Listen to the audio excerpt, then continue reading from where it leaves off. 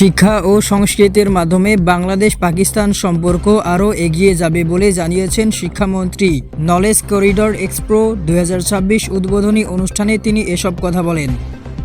ভারতে সংখ্যালঘুদের নিরাপত্তা নিশ্চিত হলে দেশটির প্রতি আরও শ্রদ্ধা থাকবে বলে মন্তব্য করেছেন ধর্মমন্ত্রী কাজী শাহ মুফাজ্জল হোসাইন কায়কোবাদ। হামের প্রকোপে শিশু মৃত্যুতে গভীর শোক প্রকাশ করে আবেগঘন বার্তা দিয়েছেন ক্রিকেটার সাকিব আল হাসান।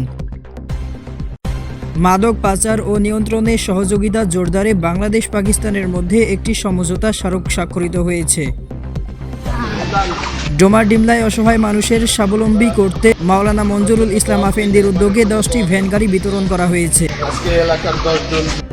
হামের পরিস্থিতি স্বাভাবিক হতে আরও সময় লাগবে বলে জানিয়েছেন স্বাস্থ্যমন্ত্রী। টিকা গ্রহণকারীদের রোগ প্রতিরোধ ক্ষমতা তৈরি হতে 4 সপ্তাহ সময় লাগবে। শুনছিলেন সংবাদ শিরোনাম, এবারে বিস্তারিত।